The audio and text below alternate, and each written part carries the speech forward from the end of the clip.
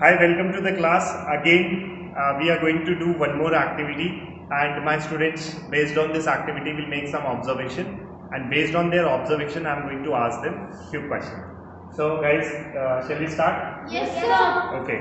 So now in the previous activity, we have learned that this was the water. What was the room temperature? 34. 34. What would be the temperature of this water before heating? 34. Why 34? Because the room temperature. Because it is kept at the room temperature, right? So 34 is the initial temperature of this water.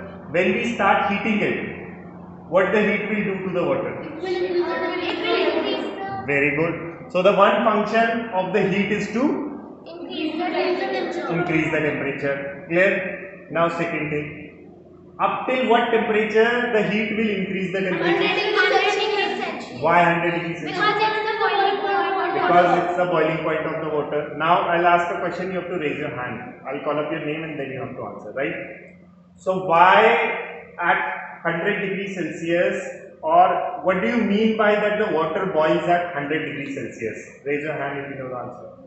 Yes. Yes.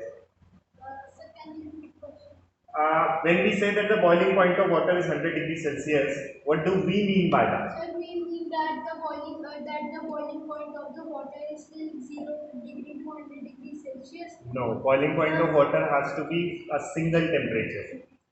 Yes. Suppose if we will boil the water, it can go maximum to 100 degrees. Why it can go maximum to 100 degrees? That's the question. Yes. Sir, because it will convert into gaseous form. Okay, so it will convert to gaseous form. So does it mean that the state will start changing? Yes, sir. Okay, so the state will start changing. So at 100 degrees Celsius, the state will start changing. Will the temperature rise at that particular point? No, sir. So what was the first function of the heat? It was to increase the temperature. And now at boiling point, what is the function of this? The gas is changing into gas. Yes, so now the function of the heat is to change the Liquid to gas. to change the state. Okay, so how many functions of heat are there? There are two. To what are they? To increase the water temperature. To increase the And to change the state, right? So now we'll begin with this.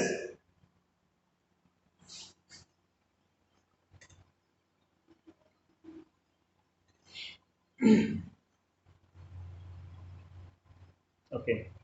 So as you can see, right now the water is heating up. Okay. So earlier it was at which temperature? 34. Why 34? Because it was the room temperature. Room temperature, right? So now it is heating up. So you could see the water was heated up earlier. Okay. So now you could see the water is boiling, and it boils at. 100 degrees Celsius. So when the water boils at 100 degrees Celsius, what do we mean by that? So it is changing its state. It's changing its state. So now the water is changing its state, and as you could see some of the water here. Can you see some of the water here? Yes, sir. What this water is? Steam water vapor. Why water vapors are forming? Sir, because we heat the water from gas form. Sir, it is changing into gaseous form. Okay, so if it's changing it, if the water is changing into gaseous form, again, how come this water is formed there? Apoor will tell you. Sir, it is changing to gaseous form. The gas is made up of water. So the cotton is blocking the way of the gas. So it's converting into water vapors. Why it is converting into water vapors again? Sir, because the door is closed. Okay, now I'll ask you this. Okay, I'll ask you in this way. Tell me, when water is changing into gas. First, listen to my question very properly. When water is changing into gas, when? So when the boiling point, when it's being boiled. When it is being boiled. It means when we heat up the water. Yes, sir. So when water is being heated up, it changes into gas. Yes. When the gas will change into water now? Sir, when we will stop the pathway of it. No. Yes, Apoor. Okay. The way it will change in 100 No. Think like this. See, water changes into gas by heating. So don't you think if we What? Oh, Sir, heating. no. By cooling it. By cooling. If you cool the steam, it will again get converted into water. So this is what is happening. We are heating up the water.